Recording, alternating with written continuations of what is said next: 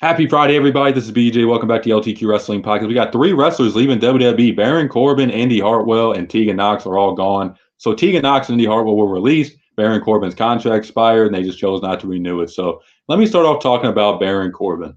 Now, I like Baron Corbin. I know some fans are up and down on him. They don't really like his characters, even though it's not all his fault.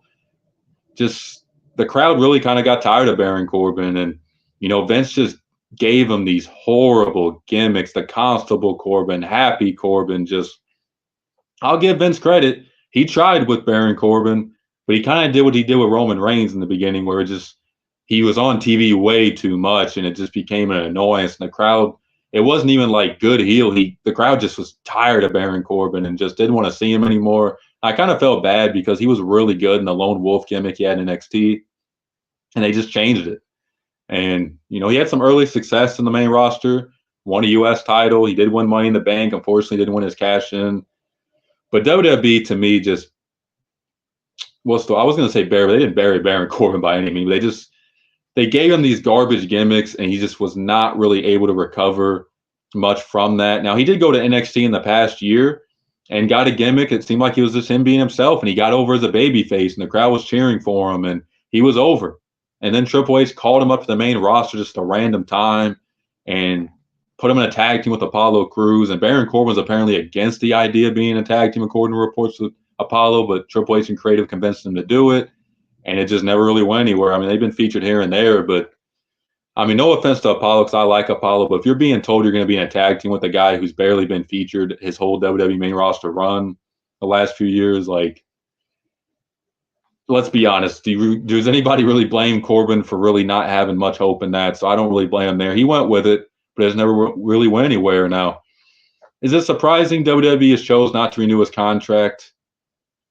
At this point, not really. I mean, you could tell they don't really have much else for Baron Corbin to do, even though he tried to go down NXT and really get over and revamp his gimmick. They didn't really use that gimmick on the main roster. So, it's unfortunate. Baron Corbin was a guy I thought that could have been a world champion in WWE with the right gimmick and the right build up and everything. But we know how Vince is. Sometimes when he likes somebody, he over pushes them and over features them. And I think Baron Corbin was a victim of that.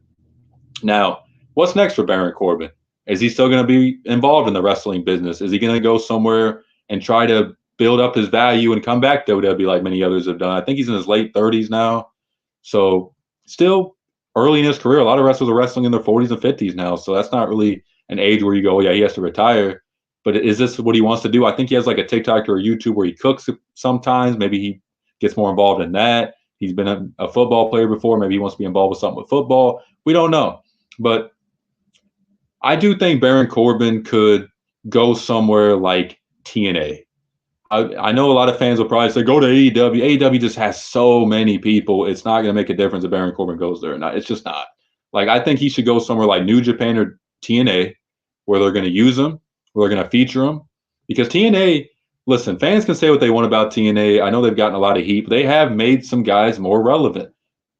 I mean, look at Joe Hendry. I know he's gotten, over on his own, but he's still a TNA product. Josh Alexander is very good. Mike Bailey's really been on a good roll there. Like Baron Corbin would fit right in. Dolph Ziggler, aka Nick Nemeth, has done really well. So Baron Corbin could be one of them guys to go there, really make a name for himself, and get over. Never know. So let's talk about Tegan Nox. Now, Tegan Nox, man, her WWE story is kind of tragic, really. I mean, she came to the company, was in the Mae Young Classic. She ended up getting that devastating knee or leg injury, and it took her a while to come back. And then she came back and got injured again.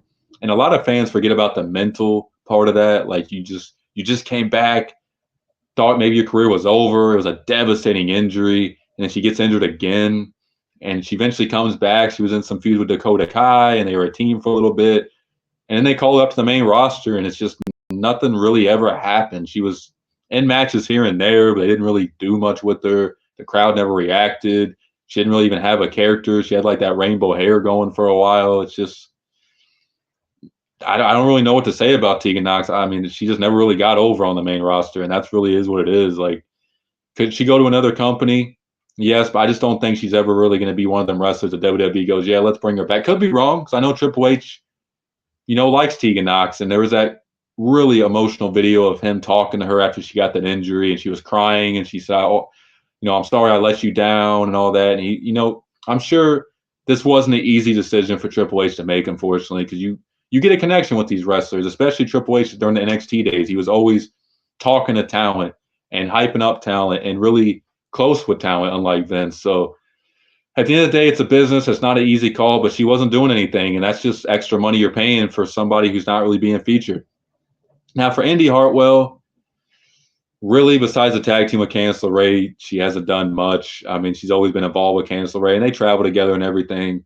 And honestly, if it wasn't for being married to Johnny Gargano, I could see Candice LeRae being involved in this release list as well. I mean, I like Candice LeRae, but she's really not done too much either. She did win the WWE Speed title, but is that really anything to write home about? No.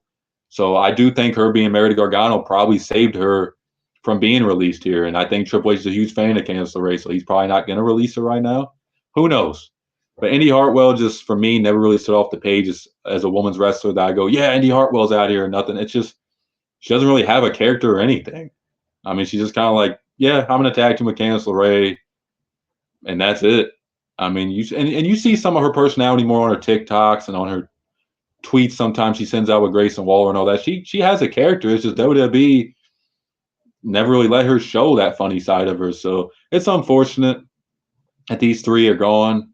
But sometimes it's for the best because you get an opportunity to go do something else, or you get to go to another company. We've seen it with so many wrestlers the last few years where WWE releases them and you think, oh man, their career is over. But there's so many promotions out there that wrestlers can go to and get back to WWE if that's what they want to do, or they can go somewhere else and build a better career than they had in WWE. Because every promoter sees you in a different way. Just because you were seen as a mid-card or a jobber in WWE doesn't mean a company like TNA or AEW or New Japan or wherever sees you that way. So I hope these three land on their feet somewhere. I'm pretty sure they will. They're all three talented, and hopefully they just find happiness in their next career path. So let me know what you guys think about these three being let go by WWE in the comments below. Make sure to like and subscribe for more wrestling content. Peace.